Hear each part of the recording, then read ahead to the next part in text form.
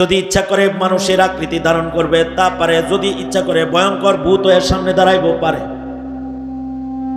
যদি ইচ্ছা করে সাপের আকৃতি ধারণ করবে পারে। এ কারণেই আল্লাহর রাসূল বলেছেন, কারণ নবীরা কিন্তু শুধুই মাত্র জিনদের মানুষের জন্য নবী না, নবীরা কিন্তু যুগে যুগে জিনদের জন্য নবী। সুলাইমান আলাইহিস সালাতু ওয়াস সালাম ইনস ও জিনের বাদশা ছিলেন।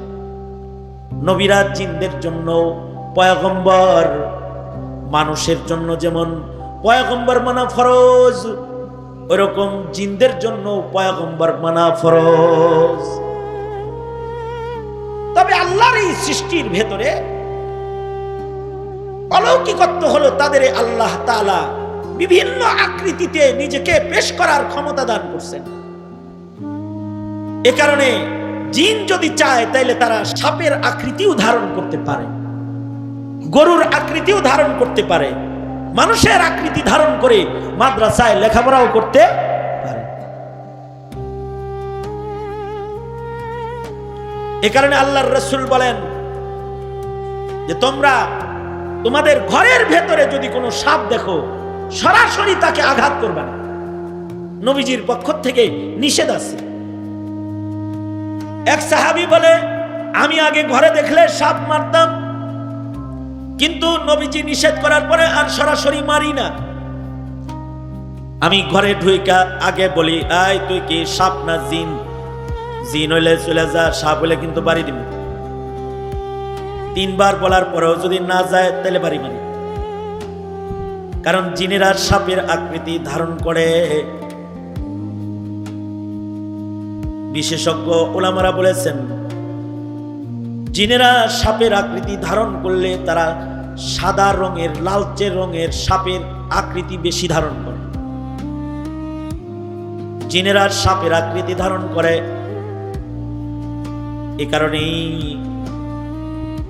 জিনেরা কখনো কখনো সাপের আকৃতি ধারণ করার কারণে তারা মরে যায়, তারা হত্যার শিকার হয়ে যায়। আল্লাহর রাসূল এটার বিধানও বর্ণনা করেছেন। আকৃতি পরিবর্তন হওয়ার কারণে হত্যা যদি হয় তাহলে কিন্তু তার বিচার করা যাবে না, অর্থাৎ তার দিয়াত কিসাস তার উপরে আসবে না। যদি আকৃতি ধারণ, ভয়ঙ্কর আকৃতি ধারণ করার কারণে মরে। নবীজির কাছেও জিন আসছে। জিনদের ভেতরে নেককার জিন, যারা বুজুর্গ জিন, সাহাবী জিন আছে, বুজুর্গ জিন আছে। সাহাবী জিনেরা নবীজির কাছে এসে কালেমা পড়ে তারা মুসলমান হয়েছে। কোরআন সূরা জিন নাজিল করে এর বর্ণনা আল্লাহ উম্মতের কাছে পেশ করেছে।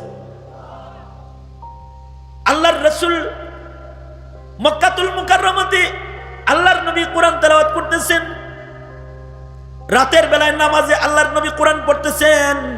একদল জিন আসছে।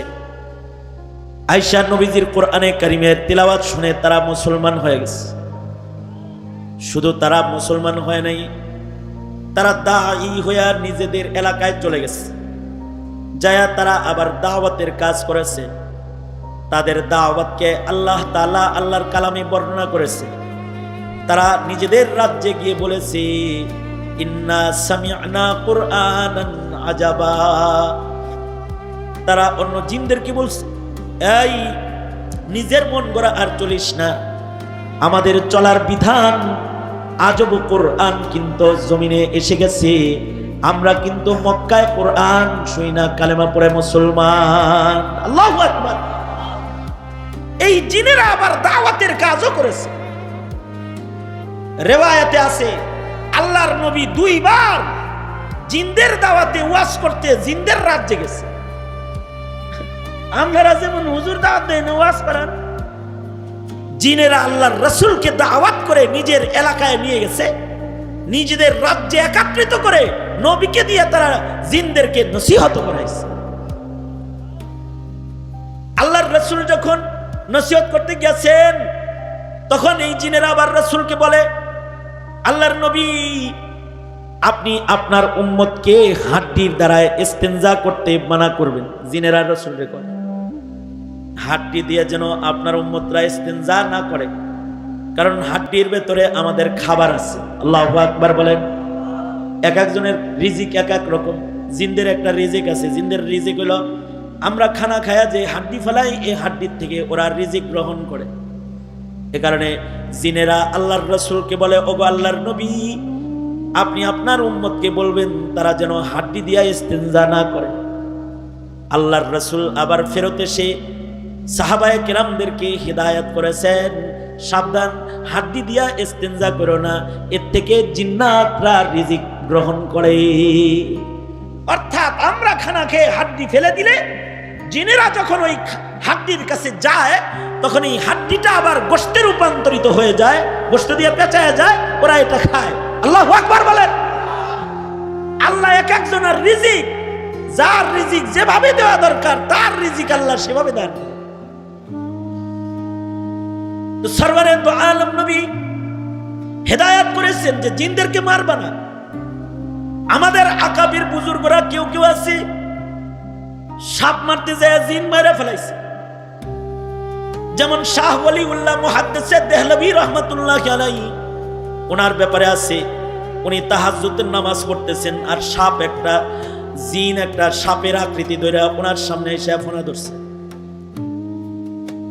পাশে লাঠি ছিল, উনি লাঠির দ্বারা বাড়ি মারছেন।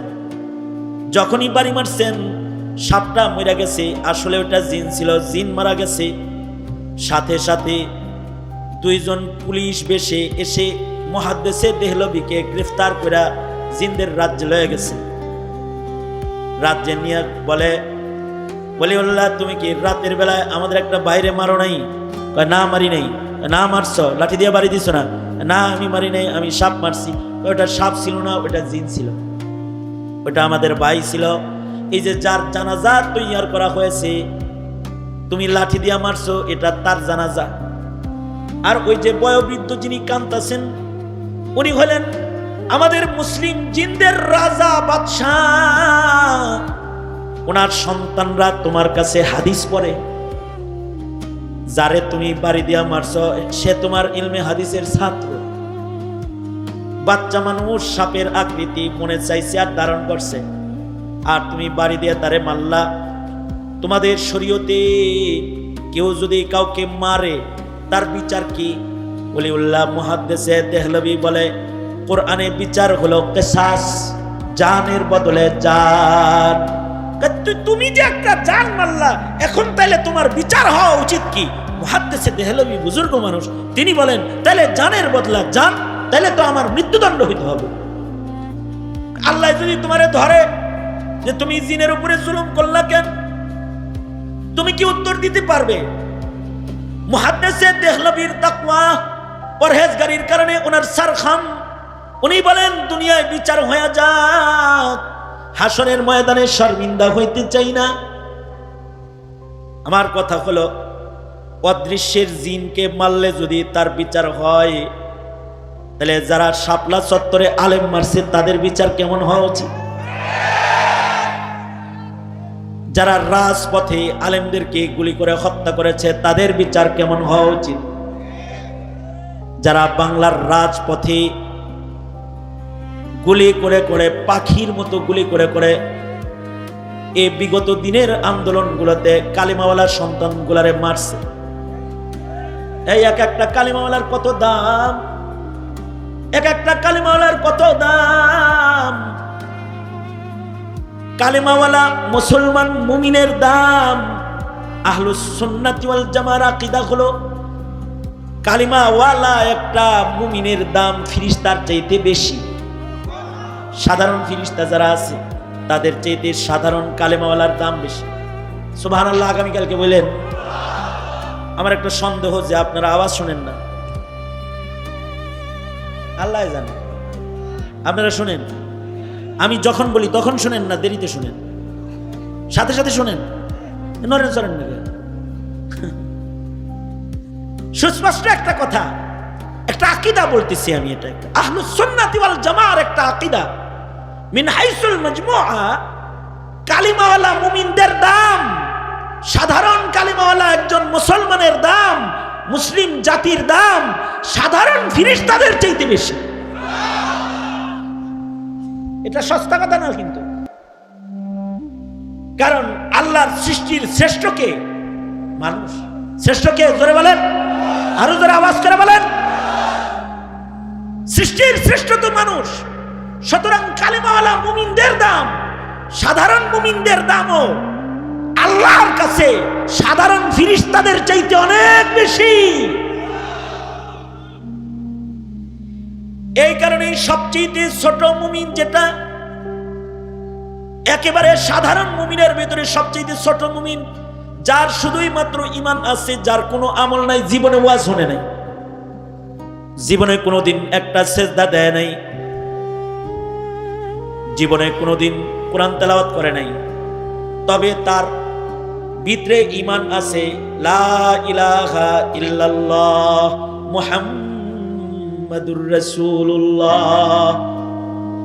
এই সাধারণ মুমিনটাকে জান্নাতে নেওয়ার জন্য আল্লাহ তাআলার রহমত এত ব্যাকুল হয়ে যাবে যে আল্লাহ তাআলা বান্দাকে জান্নাতে নেওয়ার জন্য নিজে অভিনয় শুরু। আল্লাহু আকবার। আর আস্তে করে বলেন, এই সবাই মিলে জোরে আওয়াজ করে বলেন আল্লাহু আকবার। কারণ আমাদের সবার মুখে আছে লা ইলাহা ইল্লাল্লাহ মুহাম্মাদুর রাসূলুল্লাহ। সমস্যা, আমার সমস্যা হয়, আমার সমস্যা হয় তোমাদের জন্য। তোমরা যাও গা। আমি 2 মিনিট সময় দিলাম। আমি আজকে বয়ান করব, রাত 12টা বাজছে, 12:30 বাজছে, এটা আমি বুঝি। আমি আজ বয়ান করব, 2 মিনিট সময় দিলাম। যারা যাবেন তারা চলে যান, আর তোমরা উঠে যাও সামনে দিয়ে। আমার নাকের সামনে দিয়ে সরো, পিছনে যাও। এই পিচ্চিরা উঠো। এই ছাত্ররা, তোমাদেরকে বলছি, তোমরা যারা কথা বলো, নাকের ডগায় বসে বসে কথা যারা বলো, এখান থেকে সরো, আল্লাহকে ওয়াস্তে, পিছনে যাও। রাত 12:30 বাজে, আমি কথা বলতেছি, তুমি কি তামাশা মনে করো তোমরা এটাকে?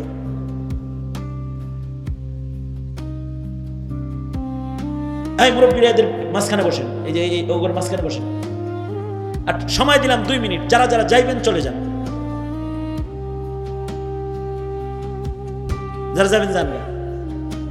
আমি 2 মিনিট পরে বয়ান শুরু, কিন্তু আমার বয়ান যে কয়জন বসবেন একেবারে আমি মোনাজাত পর্যন্ত বসে থাকবেন। মোনাজাতের আগে যারা যাইবেন তারা আল্লাহর রাস্তায় এখন যান। টাইম দিলাম। আমি কিন্তু অন্ধ হুজুর না, একটা কথা মনে রাখেন। আমি টাইম দিছি কিন্তু চলে যাওয়ার, জান নাই। নড়াচড়া দিবেন তো আপনারা খাইছি কিন্তু আমি। রাগ হয়েছে? হ্যাঁ, এই তুই আবার কথা বলছিস কেন? শস্যের ভিতরে ভূত, ভূত তারাইতে শস্য আনলাম, শস্যের ভিতরে ভূত। আবার দুনো হাত উপরে, যেহেতু আজ শুনবেন তো তরতাজা থাকেন। আওয়াজ করে জোরে বলেন সুবহানাল্লাহ, আরো জোরে বলেন আলহামদুলিল্লাহ, জোরে চিল্লায়া বলেন আল্লাহু আকবার, আরো জোরে আওয়াজ করে বলেন আল্লাহু আকবার। হাত নামান।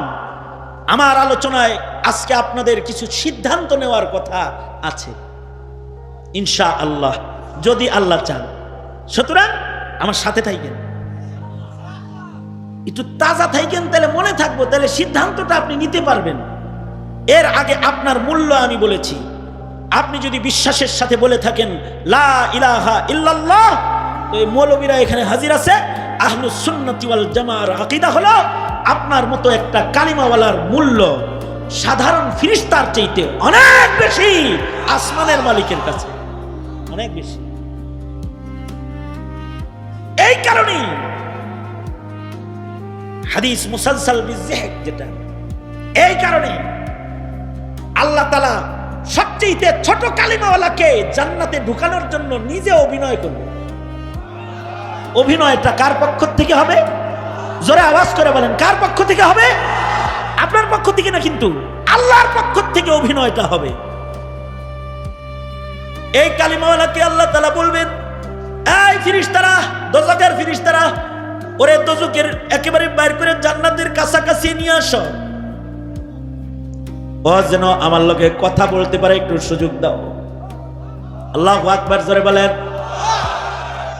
আল্লাহ নিজে অভিনয় করে কথা বলবে। কিরে কিরম লাগে? গরম, কষ্ট লাগে। হাদিস শরীফে আছে আল্লাহ তাআলা জাহান্নামের ঠিক গেটের বাইরে একটা গাছ দাঁড় করাইবেন। যে গাছের একটা ছায়া হবে, গাছটা তার করাইবো, বান্দাটারে অভিনয় করাইতেছে কইবার লাইগা। তবে আল্লাহ তীরেই যেহেতু আনছেন, আপনার ইজ্জতের কসম করে বলতেছি আমি, আপনি যদি আমাকে একটু ওই গাছটার নিচে ছায়ায় জায়গা দেন, জীবনে আপনার কাছে আমি আর কিছু চাইব না। আরে মুমিন, অন্য রিওয়ায়াতে আরো আছে, দুই কালিমাওয়ালাকে আল্লাহ তাআলা নেকি বদি ওজন করার পরে বলবেন, যাও দোজখে চলে যাও। দুজন দোজখের দিকে চলে যাবে, ফেরেশতারা জাহান্নামের দিকে তাদেরকে নিয়ে যাবে। এর ভেতরে একজন জাহান্নামের দিকে যাবে, কিন্তু ফিরা ফিরা চাবে। আল্লাহ তাআলা প্রথমে তাকে ডেকে বলবেন, এ আল্লাহর বান্দা, আমার বান্দা আয়। যাইতে কইলাম দোজখে, ফিরা ফিরা চাস কেন? আল্লাহ শুনেছি আপনি মহা দয়ালু। আওয়াজ করে বলেন আল্লাহু আকবার, জোরে বলেন। আলেমদের মুখে শুনছি আপনি মহা দয়ালু। মহান দয়ালু মালিকের দিকে ফিরা ফিরা বারবার চাই, যদি তার কোনো দয়া আবার পাই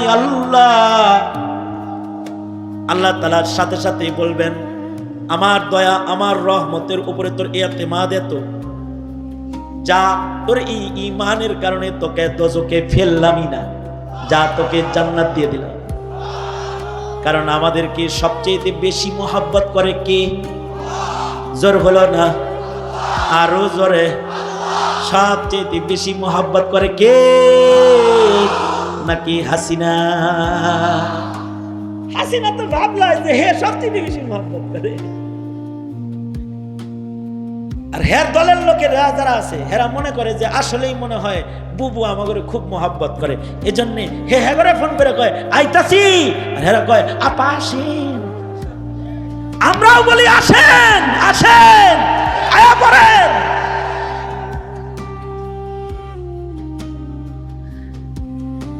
সবচেয়ে বেশি মোহাব্বত আমাদেরকে কে করে? জোরে আওয়াজ করে বলে আল্লাহ। আল্লাহ তাআলা বলবেন, বান্দা আমার রহমতের উপরে যেহেতু তোমার এত ইতিমাদ, যাও তোমারে মাফ করে দিলাম, দোজখে তোমারে ফেললামই না, সিধা জান্নাত দিলাম। আল্লাহু আকবার। আর একজন যেটা যাইতে থাকবে, এটা খালি যাইতে থাকবে। এবার দোজখের ভিতরে ঢুকায় ফেলবে ফেরেশতারা। আল্লাহ তাআলা পেছন থেকে বলবে, ফেরেশতারা থামাও আমার বান্দারে। ডেকে বলবি, আয় বান্দা এদিকে আয়। তোর পাশেরটারে ডাক দিলাম, আমার দিকে চাইলো, তুই দেখি আমার দিকে তাকাইলিও না, তুই দেখি খালি সামনের দিকে যাস। বান্দা তখন বলবে, আল্লাহ দুনিয়াতে মৌলবীরা নামাজ পড়তে কইছে পড়ি নাই, রোজা রাখতে কইছে রাখি নাই, সুদ ছাড়তে কইছে ছাড়ি নাই, ঘুষ ছাড়তে কইছে ছাড়ি নাই, তোমার একটা হুকুমও দুনিয়াতে আমি মানি নাই। কালিমা ছাড়া তোমার হুকুম মানার কোনো সম্বল আমার নাই। আজকে তুমি হুকুম করেছো দোজখে যাইতে, আল্লাহ তোমার এই একটা হুকুমও যদি আমি না মানি, বান্দা কেমনে দাবি করবো নিজেরে? এ কারণে আল্লাহ আমি পেছনের দিকে তাকাই না তোমার হুকুম তামিল করতে।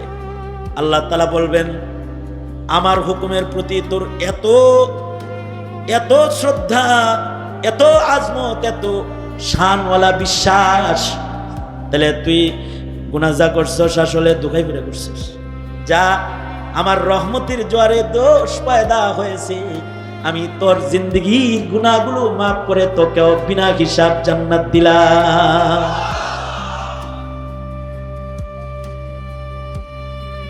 এইরকম বাহানা করবেন, কারণ হলো তিনি সবচেয়ে বেশি মোহাব্বত করেন আপনাকে আমাকে। তো হাদিসে আছে, আল্লাহ তাআলা একটা গাছ দাঁড় করাইবেন, আর ছায়াওয়ালা গাছ হেরে দেখাইবেন, তুই দোজখের গেটে আসস, দেখছস ওখানে গাছ, ছায়াদার গাছ। এই বান্দা এই হাদিস শোনার সময় হাসা সুন্নত, বলার সময়ও হাসা সুন্নত। এই কারণে এই হাদিসকে বলে মুসালসাল বিযিহক। আল্লাহর রাসূল যেদিন এই হাদিস শোনাইতেছিলেন, নবী নিজে হাসতেছিলেন, সাহাবীরাও হাসতেছিল।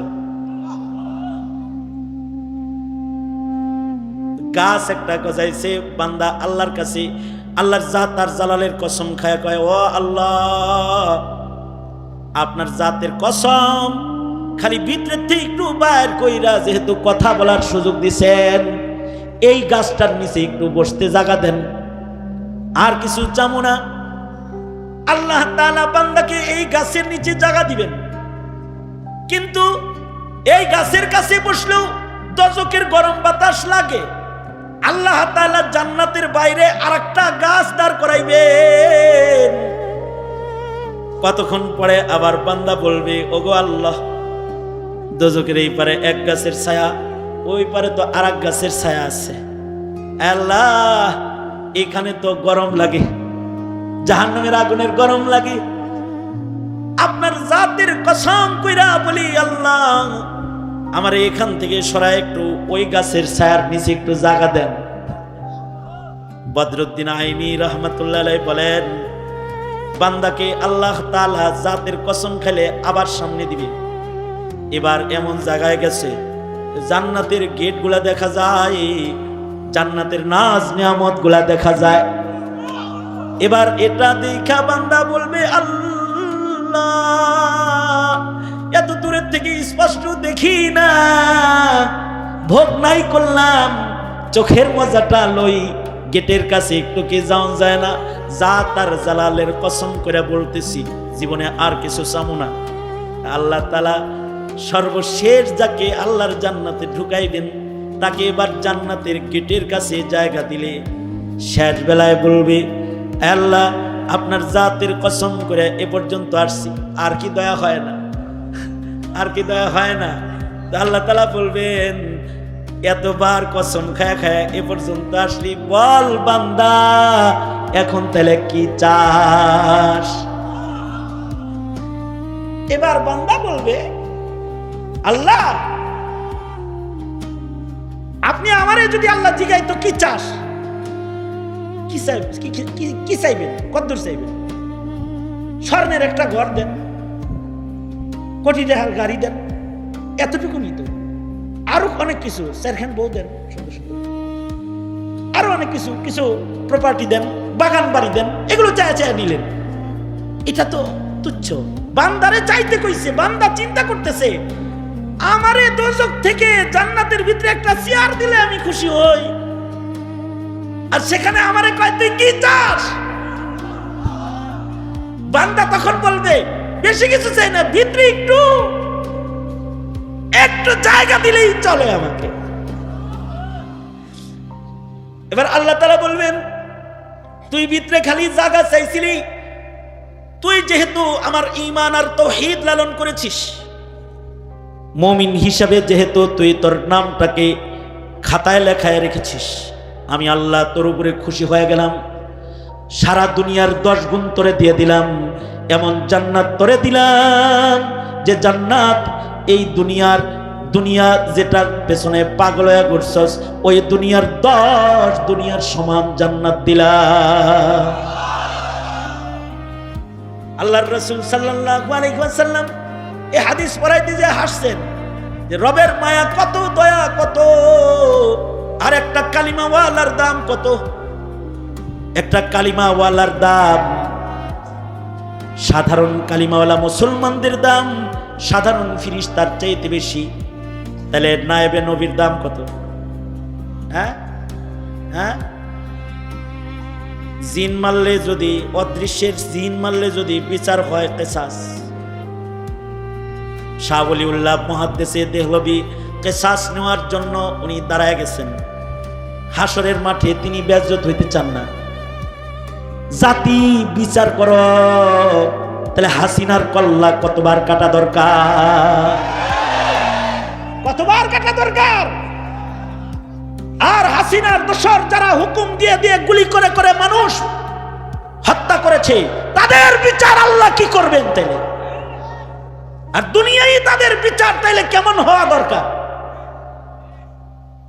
কারণ এই জুলমের বিচার আল্লাহ তাআলা করবেন, মানুষকে আল্লাহ তাআলা জুলুম করার জন্য বানান নাই, মানুষকে আল্লাহ তাআলা ইবাদত করার জন্য বানাইছে।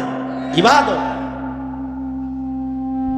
শাহ ওলিউল্লাহ মুহাদ্দিস দেহলভী রাহমাতুল্লাহি আলাইহি তিনি স্বপ্নের ভিতরে বলতেছেন, না জিনদের রাজ্যে তিনি বলতেছেন, বিচারের আদালতে তিনি বলতেছেন, আমি হাসরে বেইজ্জত হইতে চাই না।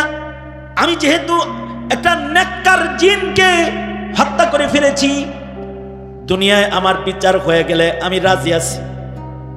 মুহাদ্দিস দেহলভী বলেন, এ কথা বলতে সাথে সাথে আমার খুশকিসমত যে সাথে সাথে ইজলাসের জানাজার জামাতের একত্রিত হওয়া মানুষ, একত্রিত হওয়া জিনদের ভেতর থেকে একটা জিন দাঁড়ায় গেল, যার ভুরুগুলো তার চোখের উপরে পড়ে গেছে, অর্থাৎ অনেক বয়স তার।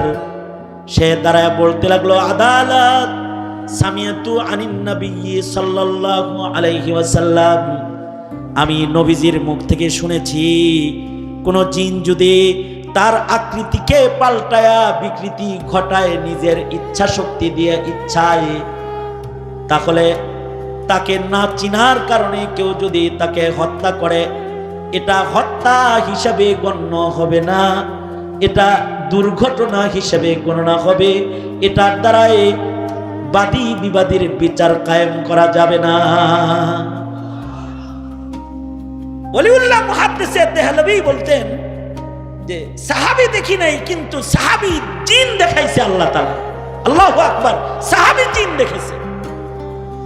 এ কারণে কারোর ঘরের ভিতরে যদি সাপ দেখে তাহলে সরাসরি মারতে নাই, কারণ জিন্নাতরা নিজেরা বিভিন্ন আকৃতিতে নিজেকে পেশ করে, কিন্তু তাদেরও আল্লাহ তাআলা বিধান দান করেছেন, যারা বিধান অমান্য করবে তাদেরকে আল্লাহ তাআলা শাস্তি দান করবেন, আর যারা বিধান মানবে তাদেরকে আল্লাহ তাআলা বিধান মাননেওয়ালা বান্দা মানুষ যেমন জান্নাতে যাবে, বিধান মাননেওয়ালা জিন্নাতরাও আল্লাহর জান্নাতের মেহমান হবে। অদৃশ্যের জিন যারা আবেদ, তাদের কেউ সাহাবী, কেউ তাবেঈ, কেউ তাবে তাবেঈ, কেউ তারা বুজুর্গ আল্লাহওয়ালা, কেউ মুহাদ্দিস মুফাসসির। তারা মানুষের রূপে কখনো কখনো মাদ্রাসায় লেখাপড়া করে, দারুল উলুম দেওবন্দে যুগে যুগে জিন্নাতরা লেখাপড়া করে এসেছে। তারা ছাত্র হইয়া মাদ্রাসায় ভর্তি হইয়া পড়াশোনা করেছে। আমাদের পেছনের বুজুর্গদের কাছে তারা পরিচয় দিয়েও ভর্তি হয়ে পড়াশোনা করেছে, জিন পরিচয় দিয়ে ভর্তি হয়ে পড়াশোনা করছে। কারি তৈয়ব সাহেব রহমতুল্লাহ আলাইহির কাছে পরিচয় দিচ্ছে যে আমি জিন, আমি মানুষের আকৃতিতে আপনার জামিয়ায় পড়তে চাই, ইলম নিতে আসছি। আল্লাহু আকবার বলেন। এরা কিন্তু জান্নাতে যাবে, কিন্তু জিনের ভেতরে যারা ইবলিসের মুরিদান। কার মুরিদান? এই জোরে আওয়াজ করে বলেন, ইবলিসের মুরিদান।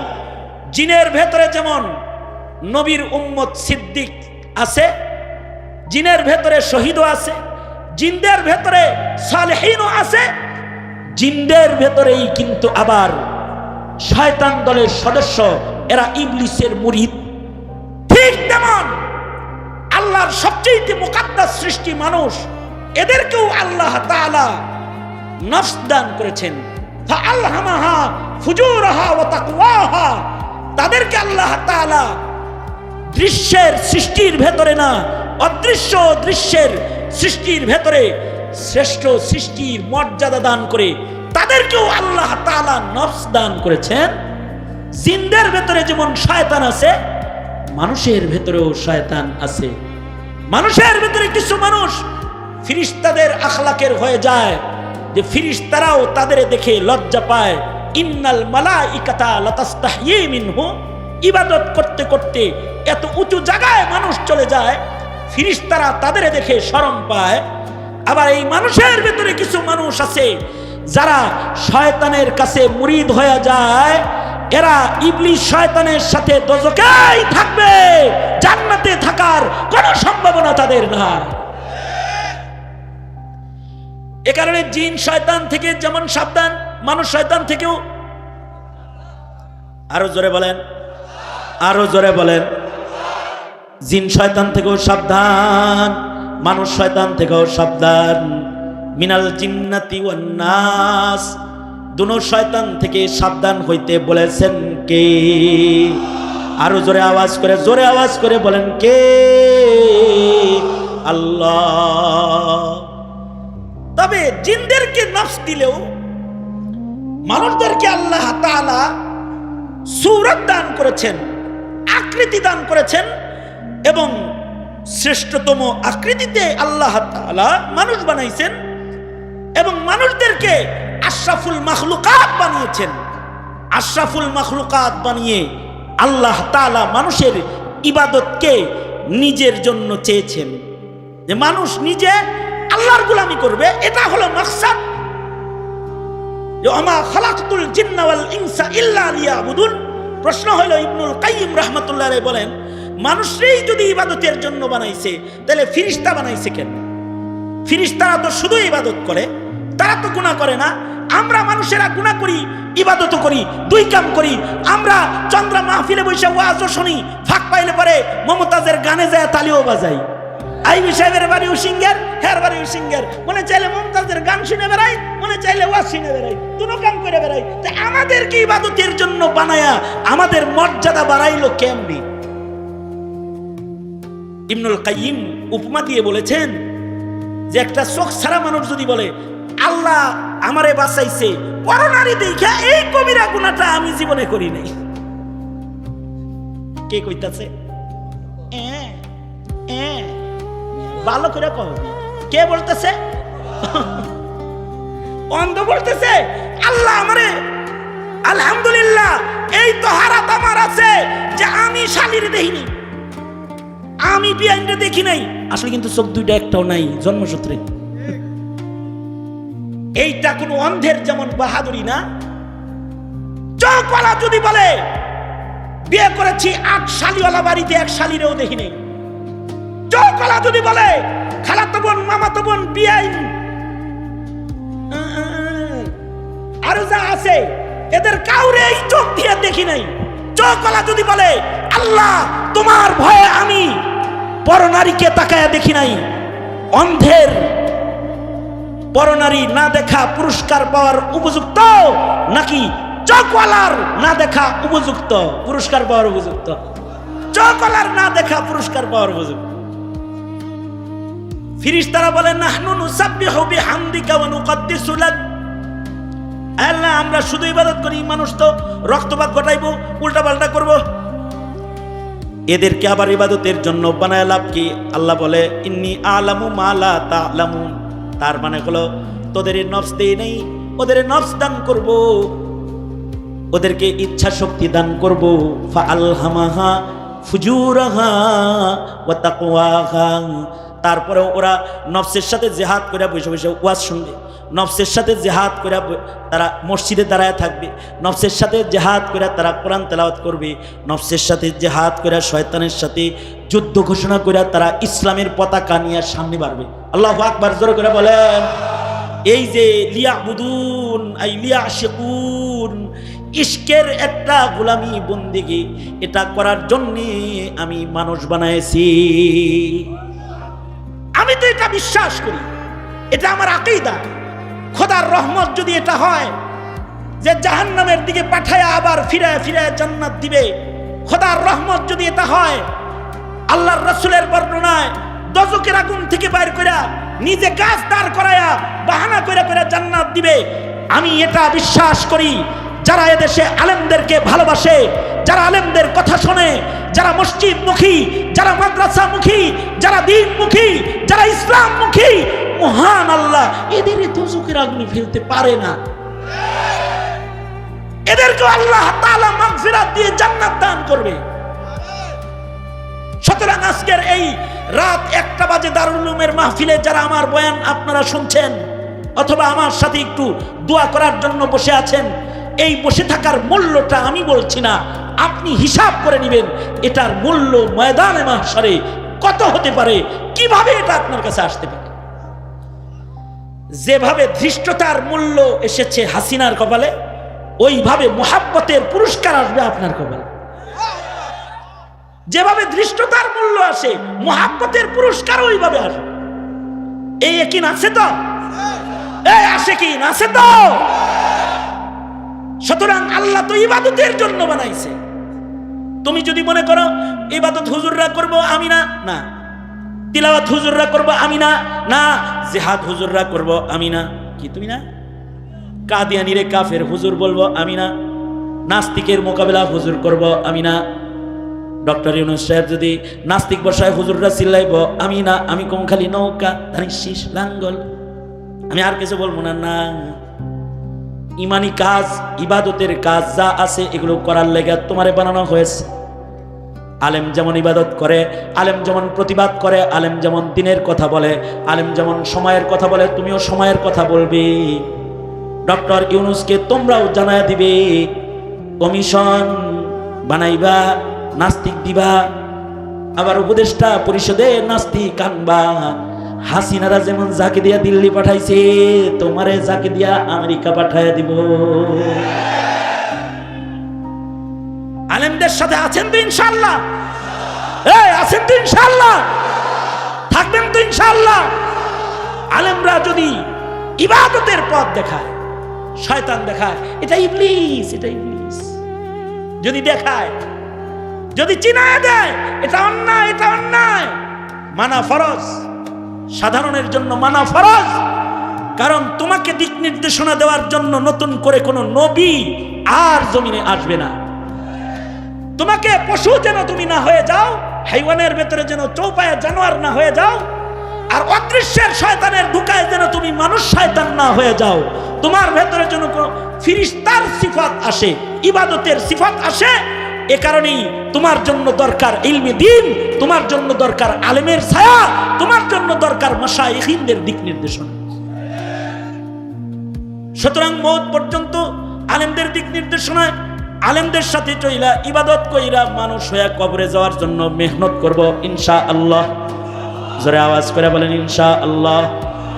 অভয় বাণী এটা যদি এখন কারোর বুঝে এসে থাকে, এটা আমার লাস্ট কথা, আমার এই কথা যদি কারোর বুঝে এসে থাকে যে আমি আসলে ভিন্ন কামে তৈরি, তাহলে এখন যদি তুমি তওবা করো আর যদি বলো পশুত্ব ছাড়লাম, এখন যদি বৈশা তওবা করো আর যদি বলো আমি শয়তানের ধোঁকার থেকে সরলাম, আমি আর শয়তানিও করব না, আমি আর হাইওয়ান জানোয়ারের মতো চলবো না, আমি হব ইনসান, তাহলে আল্লাহ তাআলা নিজেই শিখায় দিছে, বান্দা তোর বাপের মতো তোরা এভাবে বলিস, আল্লাহ ভুল তো করছি, আমার বাবারে যেমন মাফ করছেন, আজকে চন্দ্রা মাহফিলে পড়ছি, আমারও মাফ করে দেন। রব্বানা যালামনা আনফুসানা ওয়া ইল্লাম তাগফির লানা ওয়া তারহামনা লানাকুনান্না মিনাল খাসিরিন। এটা আল্লাহর কাছে বলো, আল্লাহ আপনি মাফ দিবেন, তাই আমরা যালামনা আনফুসানা, এর কারণে পাপাচার করে আমরা জুলুম করে ফেলেছি। আওয়ামী লীগের জুলুমের সাথে যারা ছিল তাদেরকেও বলছি, তারাও তওবা করো, বলো রব্বানা যালামনা আনফুসানা, বলো এটা আল্লাহর কাছে মাফ চাও। কারণ আল্লাহ তাআলা কালিমাওয়ালা মাফ চাইলে তাকে বলে লা তাকনাতু মির রাহমাতিল্লাহ, নিরাশ হোস না, মাফ করে দিলাম। আল্লাহু আকবার জোরে জোরে বলেন। কারণ আল্লাহ তো বান্দারে ক্ষমা করার জন্যই দুয়ার খুলে বসে থাকে। সুতরাং আজকে এখন আমরা তওবা করতেছি, আর জুলুম করব না ইনশাআল্লাহ বলেন। কারণ আল্লাহ আমাদের কি বানাইছেন, উদ্দেশ্য আছে, উদ্দেশ্য হলো ইবাদত। আজ থেকে ইবাদত করব, জোরে বলেন ইনশাআল্লাহ। হয় নাই আওয়াজ করে বলবেন ইনশাআল্লাহ। আজ থেকে নামাজ পড়ব, আজ থেকে রমজানের রোজা রাখবো।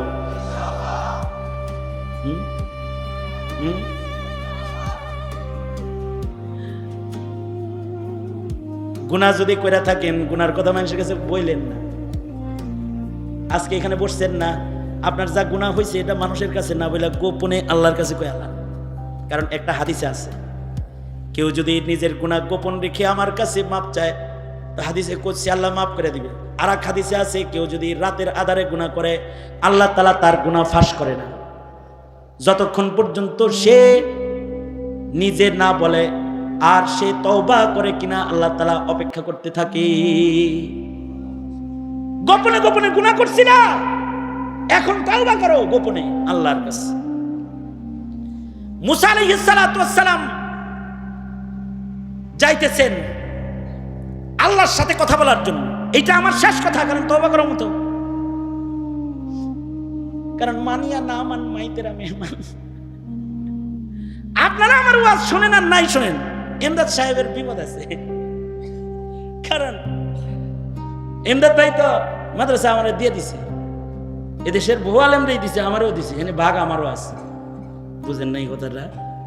উনি না শুধু, ওনার হুজুররাও। সুতরাং আমি তো আছি, জোর করেই তওবা করা হবে, এই নিয়ত করেই তো বসছি। সুতরাং তওবা করুন। এর আগে এই কথাটা শুনেন যে বনি ইসরাইলের এক মহিলা মুসা নবীর সাথে দেখা হয়েছে, তো পয়গম্বর মুসা আলাইহিস সালাতু ওয়াস সালামকে বলতেছে, জিজ্ঞেন তো আমার ব্যাপারে আল্লাহর ফয়সালা কি? আসলে হলো এই বেটি আস্ত জেনাকার, এটা মুসা নবী নিজেও জানেন। এত জেনা ব্যভিচার করে জানেন যে আল্লাহর পয়গম্বর, তো ইবলিসও তো কইছে যে জিজ্ঞেন তো আল্লাহ আমারে মাফ করবো নি, কারণ নবীরা তো জিনদেরও নবী। আয়েশা জিগাইছে, পয়গম্বর আল্লাহর লগে ডেলি কথা কন, জিজ্ঞেন তো আমারে মাফ করবো নি? তো জিগাইছে আল্লাহ হেরে মাফ করবেন নি? আদমের কবরে সেজদা দিতে হয়ে যায়।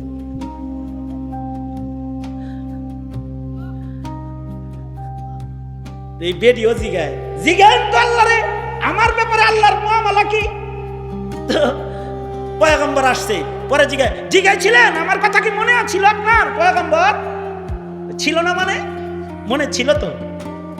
জিগাইছিলেন, কয় আল্লাহ তো তোমাকে মাফ করে দিছে। কয় হায় হায়, এত আকাম করার পর আল্লাহ মাফ করে কেন? আমি এই আকাম করছি, এই আকাম করছি, এই আকাম করছি, মানিকের মতন। বিচারপতি মানিক দাদুকে চিনেন না? উনি বলেছে আমি এই আকাম করেছি, এই আকাম করেছি, এই আকাম করেছি। বেয়াদব কোথাকার, একে তো গুনাহ করে করে এটারে আবার বলে যে আমি এটা করছি। কয় যে হায় হায় মুসা, আমনের রব এরকম আকাম করার পরে মাফ করে কি কেন? আমি জেনা করছি, আমি এটা করছি, আমি এটা করছি। সাথে সাথে আল্লাহ মুসা আলাইহিস সালামকে ডাক দিয়ে বলে, পয়গম্বর তোমাকেই যেহেতু গুনার সাক্ষী বানিয়েছে, বলো মাফ করি নাই, দোজখে দেব। পয়গম্বর বলে একটু আগে তো মাপই ছিলাম, এখন যে আবার কইয়া বেড়াইছ? গোপনে গুনাহ করছ, বন্ধু করলে আবার কয় দোস্ত বিয়ানের লগে সেই খাতির, তোর বিয়ানের লগে খাতির, তোর বন্ধুকের কাছে কই আবার সাক্ষী বানাস কে? হাত ধরছিলি, চুমা দিছিলি, গোপনে কামটা কইরা করছস এক গুনাহ, আবার এটা প্রকাশ করে করছস আরো কবিরা গুনাহ।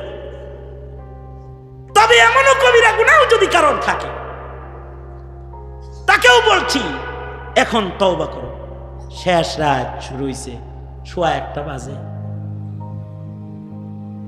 এই দেশের মৌলবীরা আলেমদেরকে দিনের জন্য মোহাব্বত করে, রাত এই 1:15 বাজে বসে আছে না, এটা ইমানি মোহাব্বত। আল্লাহর রাসূল বলেছেন আল মারউ মা মান আহাব্বা, যার সাথে যার মোহাব্বত সে তার সাথে আল্লাহর জান্নাতে থাকবে। আর তোমরা যারা নাস্তিকের লগে বিরোধ করো, তাকর লগে দোজখে থাকার লিগেও রেডি হয়ে থাকো। তোমরা গভীর রাত্রে বলে গেলাম। সুতরাং উলামায়ে দ্বীনদের সাথে আছেন তো?